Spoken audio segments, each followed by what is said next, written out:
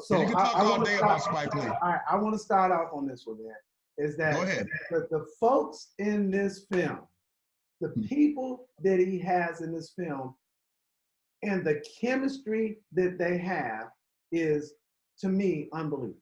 You get a Delroy Lindo, a Jonathan Majors, a Clark Peters, a Norm Lewis, a Isaiah Whitlock Jr., and a Chadwick Boseman, and you get them on the screen about most of them at the same time, and the interaction in this film is unbelievable. But I know I didn't talk about what it's about yet, because I just had to say that. I just had to say that first. And Spike, man, he put so much in it that my head is spinning, because I learned something, I thought about something, I envisioned being there myself. I mean, talk about, what is this film about? Wow, okay, that's a great setup. I just want to touch on something you said about the chemistry of the guys in the movie. I felt like I was watching my uncles. I felt like I was watching my uncles just interact and talk about their life and talk about the effects of what they've been through. Like that was so real. Like Spike and Kevin Wilmot, they nailed that. Like the dialogue, the conversation and the interaction these guys had with one another was like so real. I was almost like, whoa, like, you know, it pierced my soul. It made me nostalgic. It made me think back to when I was a kid, just like eavesdropping, you know, on my uncles, sitting around the table playing domino or cards, you know, drinking MD 2020, mixing it with Sprite, talking trash. Man, that's what it was. But no, this is the genius part about this movie. The movie is actually really hard to sum up because it's typical Spike Lee movie. It's very layered.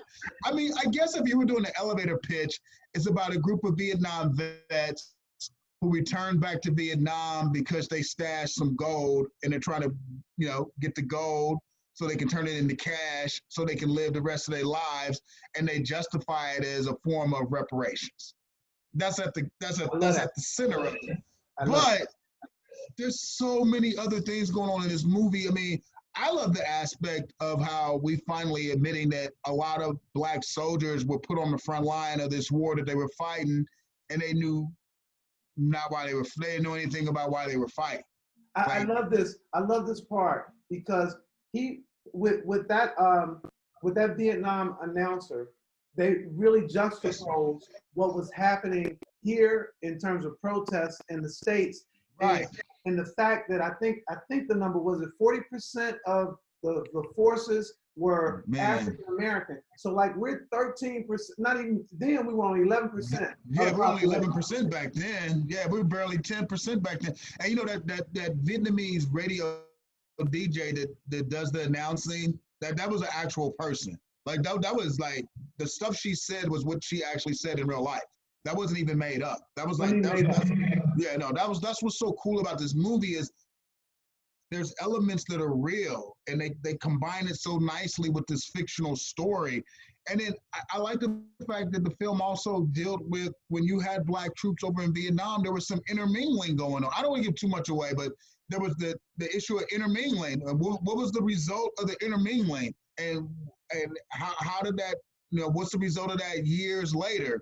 I mean, you have that element, you know, to it, you know, and then you have these guys returning to this, you know, a lot of them are still suffering from the effects of the war, and they're returning back to where it all took place. Like, how do you deal with that mentally and emotionally? And then you have this whole father-son dynamic thrown in the mix. That's like wholly fascinating. Delroy Lindo and Clark Peters, man, if there's any justice in the world, they at least got to be in the conversation for Oscars. Like I've seen people win Oscars that weren't a tenth as good as they are.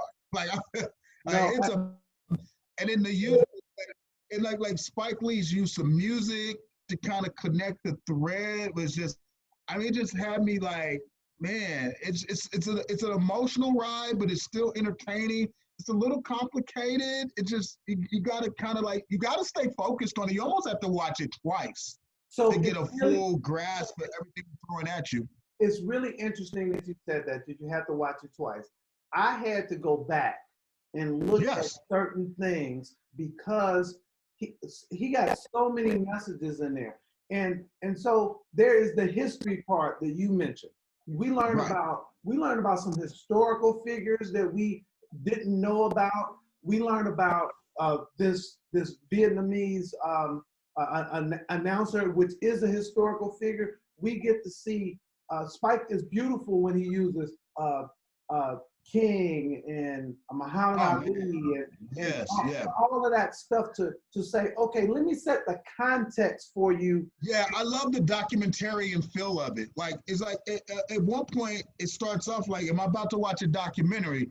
Then they suck you into the story, but then it shifts back into a documentary. Then you're back into the story, and then it's just, I mean, it's just done so well. I mean, I know for a lot. I mean, it's a. I mean, I will admit, it's a very complex watch. It is. And a lot of people are not going to like that. This is not easy. It's not an easy. It's not. I'm not trying to say this as a negative. It's just it's not easy viewing. You just have to be. You got to be dialed. You got to be dialed in. You have to be invested in this film when you from the beginning Right. say that you're gonna go and see it all the way through. I will tell you, my heart was racing and falling and all of this stuff throughout because you're rooting for these characters as you see these six men together doing what they're doing. And I really love the fact that you didn't give away some of the storylines because there are a lot of different things. It's a lot. It's a lot of different things going on. That are happening. I think that yeah, I think Netflix is actually the perfect platform for this movie because, like you said, I did the same thing. Because it's Netflix, you to pause and rewind and stop and like. I don't think I would enjoy this movie the same if I were watching it in a movie theater. And I'm not denouncing the movie theater experience. I'm just saying that this particular title is probably better suited on Netflix. Like, I'll watch a Marvel movie in the theater because you don't need to push pause or stop or think about anything. But I think because this movie is on Netflix and you can instantly go back and rewatch or watch as many times as you want, it's the perfect platform for a movie like this. It's a perfect platform for a filmmaker like Spike Lee. So the pushback I'm gonna give you on that though is that I wish I was in a theater with black people watching this. Is that the that too? No, that's a good point. The pushback that I'm gonna give is that I think that the kind of group energy that I would have got from that would be so satisfying. I watched Schindler's List on twice. Once with a white audience and once with a black. Oh, it's complete, yeah. And it was a completely different reaction. Yeah, I do that all the time. I did that with 12 Years a Slave. Like, it's just, you know, you can't, you know, sometimes I'll watch a movie 3 times. Sometimes I'll watch a movie with just a group of critics. And then sometimes I'll watch it with a black audience, a white audience, just to get a feel. You know, those are all 3 completely feels. Another reason why I would probably want, one thing about watching The Five Bloods in a movie theater is it's a gorgeous looking movie. So I just kind of imagine what it would look like on a big screen. So I'm forgetting his name, and I interviewed him. Is Win something? Who did Win Thomas? Win Thomas. Win Thomas did a phenomenal job in this film. Man, and you got to give credit to the film crew too because they went to the jungle to shoot that. I mean, they weren't messing around. They were mostly in Thailand. They did shoot some stuff in Vietnam, but they were mostly in Thailand. And I don't think people realize how hard that is because you got hundreds of people that were going up and down in those hills to get that stuff to look as realistic as possible. I mean, they weren't messing around. For sure. Let me ask you this. So what would be, as we wrap up, what would be your pitch to the audience to say, go check this one out? Give me that 30-second, come on guys, y'all gotta watch this film. What would you say to people?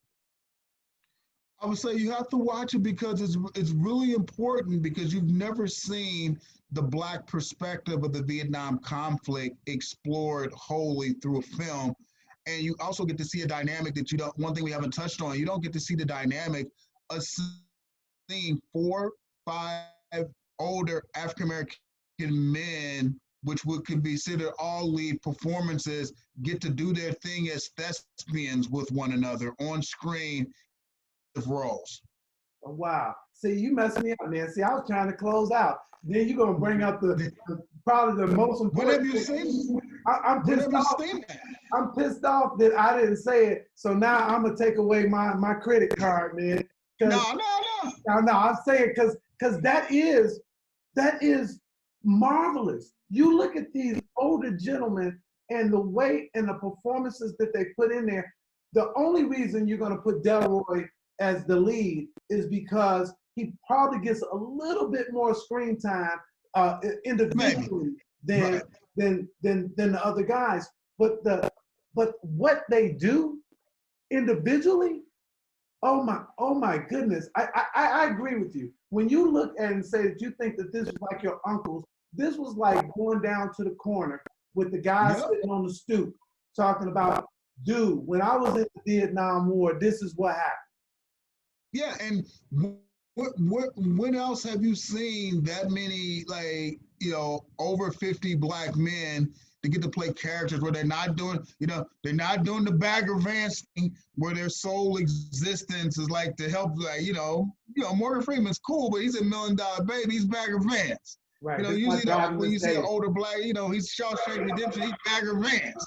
No, these are black men that exist on their own, that have backstories and concerns and feelings. Like, their sole purpose in the film is not to help someone white figure out their problems. Like, this is just them.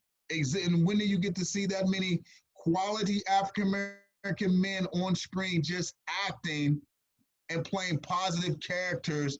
There's no pimps, they're not cops, they're not all this other stuff that you always see them play. They just are. That's rare. I mean, name a film. Name a film. You know what you bring up, though, is that I think because Spike Lee is black, what he also did for the Vietnamese Asian actors was phenomenal as well. Because those he balanced it out. Go ahead. He balanced it out. He balanced it out. Yeah, he balanced it out. The stuff he did with the Vietnamese actors, he balanced. I mean, it's a great film. Everybody's already asking me, where do you rank it? I'm like, it's too soon. It's too soon. Spike's got so much stuff on his resume. It's too soon. But for the moment, for 2020, it may be the best movie so far in 2020.